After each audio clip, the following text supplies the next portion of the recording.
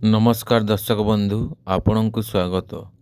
सुभद्रा योजना परवर्ती किस्ती को नहीं एबे महिला मानक मध्य बहुत चर्चा चली।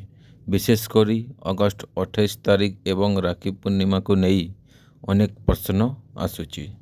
तेबे सरकारी सूचना अनुसार सुभद्रा योजनार योग्य महिला को प्रतिवर्ष मोट 10,000 टंका दुईटी किस्ती दि जाए। गोटे किस्ती मार्च 8 तारीख एवं अन्य किस्ती राखी पूर्णिमा अवसर देवा व्यवस्था रही।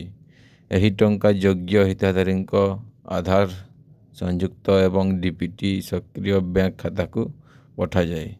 एवं प्रश्न हेउची अगस्ट 28 तारीख टंका आसीबो कि एने सोशल मीडिया रे अनेक खबर और दाबी देखा मिली। किंतु अगस्ट 28 तारीख निश्चित भाव में टंका आसबो बोली सरकार को पक्षर अलगा निश्चित घोषणा मिली नहीं। तेणु हिताधिकारी माने भाई भौणी बंधु बांधवों को कथा किंबा सोशल मीडिया पोस्ट उपर भरोसा न करी सरकारी सूचना को अपेक्षा करंतु।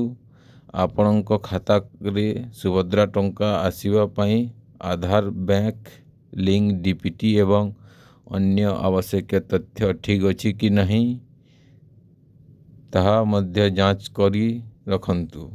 सरकार पक्षरु अगस्ट 28 तारीख संपर्क में नुआ घोषणा आसिले आमे आपणको एहार सठिक खबर जणाइबु।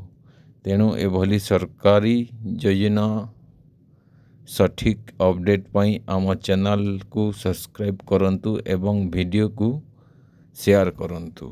धन्यवाद।